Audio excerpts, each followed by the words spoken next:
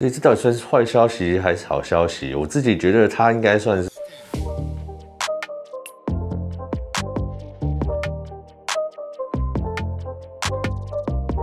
大家好，我是苹果爹。那我们今天要来讲关于苹果新品发表的一些新消息吼。那我们都知道呢，今年新品的发表会应该会是落在9月左右。那我们今年9月可能可以期待看到的新产品，当然就是我们所期待的 iPhone 14全系列。那再来还有苹果手表新的全系列吼。那据说呢，今年有一款全新的表款会推出。那我们先前有做一支影片特别介绍那个部分，大家可以再去看一下。那首先我们先来讲苹果最近有上一系列的新的 iPhone 的广告吼。那我个人觉得呢，可能是在 iPhone 14系列即将要推出之前呢，我觉得不管是可能在这段比较冷淡的这个期间，可能还是要推一下他们的产品啊，可能销量有稍微下降什么等等。那可能不管你在外出啊，可能在外面的看板啊，或者捷运站里面，都可以看到他们的平面广告。可我觉得这个是一个比较全球性的，因为其实在苹果的 YouTube 频道，他们最近也发布了一些新的广告哈。那我也看了这几支新的广告，那我觉得说，在广告里面他们在要强调说 iPhone 13是多么的耐用，那他们可能刻意让这些 iPhone 在一个比较严峻的情况下使用它，可能平常放在一个比较高的桌角啊，然后可能因为震动然后摔下去，然后没有摔坏，那甚至是可能沾到很多东西啊，泡到水啊什么，他们都没有任何问题。那当然我们知道 iPhone 整体来讲，至少从 iPhone 12，他们有更改他们前面的萤幕使用的玻璃，他们叫做超瓷晶盾哈。那据说他们在整体 iPhone 的耐摔度上面也有向上提升。那我觉得这个某方面其实是跟他们现在这个切直角的设计有蛮大的关系啦，因为先前的那种弧度的萤幕，让你在摔到手机的时候，即使是侧面向下落的时候，也会很容易去敲到那个萤幕的边角。那同时呢，因为它玻璃旁边有切那个弧度嘛，你当然在摔到的时候更容易去摔破，去摔到这个玻璃的边角。那也因为这个圆弧玻璃的设计，让它在越接近边缘的时候，它的玻璃就更薄。那如果这种时候再加上侧面没有保护的话，就更容易去摔破它的玻璃，不管是前面或是后面。那现在这个切直角的设计，其实在一般的摔的情况下，你比较容易是碰撞到旁边金属边框的地方啦，所以某方面呢也增加它的耐摔度。可是你要说它真的摔不坏吗？其实也是蛮容易摔坏。我身边就有很多人，他们即使在戴手机壳的情况下，也会把他们 iPhone 不管是前面或是后面的玻璃摔破。那这一系列的广告推出来，就让我觉得说，你要刻意去强调 iPhone 不用手机壳的情况下都不会去摔破它的话，那这个会不会让很多现在有摔破手机，那或者是可能很多人现在看了这个广告而去买了 iPhone， 然后将来可能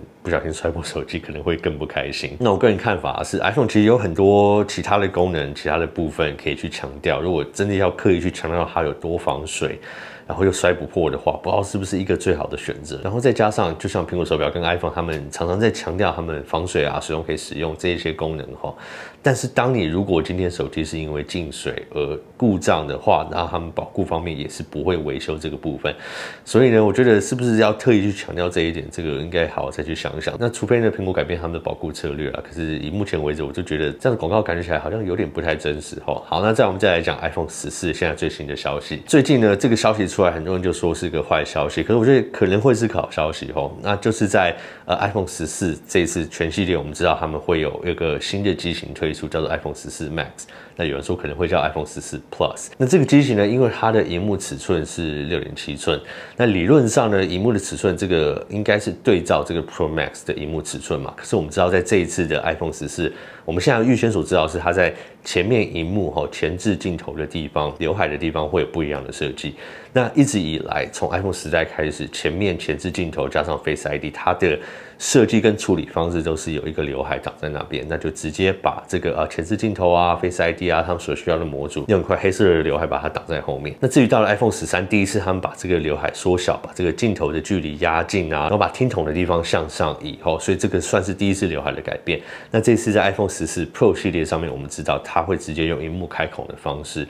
那这个当然也不是什么新的技术啦，我们其实在 Android 上面的机种也看到它用这种方式去解决，不管是前置镜头啊，或是其他前面感应装置，他们的解决方式就是用萤幕打孔。那现在我们终于在 iPhone 14 Pro 系列上面会看到这样的设计，那这也造成说，他们也只会把这个新的设计，可能在 iPhone 上来讲算是一个蛮大的卖点，放在 Pro 系列旗舰机种上面。那也因为这样，在 iPhone 14 Max 跟 iPhone 14上面，我们就还是会看到一般刘海的设计。那所以呢，这样他们萤幕在使用上啊，还有他们在萤幕的定制上，其实这2款又会有很大的差距。那其实先前呢，他们在 Pro 系列跟入门系列也会使用不同厂牌所提供的萤幕，只是这次的整体设计跟他们需要做的一些改变都完全不一样。然后再加上14 Max 或14 Plus， 这个是一个全新在一个中阶机种的尺寸，所以等于说他们整个前面的模组也要重新开发哈。那据郭分析师的讲法，就因为这样14 Max 它的上市期间呢，以现在生产的排程来讲，应该是会向后延不少。那其实，在先前 iPhone 12我们也看到这样的案例，那甚至是在 iPhone 10啊，其实大概每隔几代，只要他们有一些新的改变、新的设计，那或是生产制程上啊，可能碰到疫情限电什么的问题的话，我们就会看到某一些系列的机种可能会向后延。那这种时候，可能现在量产的制程可能都还顺利的这些机型，他们在同时间发表的时候，4支一起发表，但是上市正式推出，我们可以买到或预购的这个时程会有一个差距。那他们现在说法是说14 Max 有非常非常大的几率会向后延。那14 Pro Max 可能目前还不会，可是也是有这个几率在，所以有可能这2支比较大尺寸的会同时向后延。那这个或许是好消息吗？因为现在很多人在谈到这个部分的时候，都是说这个是一个超级不好的消息，是个坏消息什么等等。我觉得可能针对想要买14 Max 或14 Pro 的人，他们可能觉得，或许他们有更多时间存钱啊，那或者甚至是可能在第一批系列啊14 Pro 跟14推出来的时候，你就可以先知道说它上面相机的表现到底怎么样？因为我们知道 Pro 系列会跟 Pro Max 一模一样嘛，整个相机模组。那这种时候，或许你就不用先预购，你就可以先看看说这个相机上面的表现，它的差距，还有它的感光元件到底成像上面值不值得你去做这样的升级？那或者是新的这个前置镜头打孔设计的模组，因为据说连前置镜头也会有很大的改变，那可能就可以先体验。如果你今天想要买的是大尺寸的这2支的话，你就可以先看看他们的评测啊，到底出来有没有什么问题啊？那可能在这一段期间里面，你看到他们所拍出来的照片，很多人所做的评测之后，你可能会有点降火。那这个当然并不是说它一定会不好啊，只是我们通常在新机推出的时候，会有一个这种算是热潮嘛，可能对不管广告的影响啊，或者身边的人一直在讨论这个话题的时候，我们就会被吸引到，会想要去买这个新的东西。但是现在多了这个期限出来，它可能是2个礼拜，可能是1个月。那你去看了这些之后，或许你会有一点点退烧，有一点把你的理智拉回来，去想说，或许你就不用去买这个新机。那这可能是个好消息。那或者是你还是想买的话，你就有更多时间去准备、去存钱，或者是去卖掉你现在手上的手机。那就是我们要讲到的，现在有一个可能性非常非常高、非常准确的设计图出来，我们可以看到它显示的是一个 iPhone 14 Pro Max 的，算是真的蛮精准的一个尺寸。那我们大致上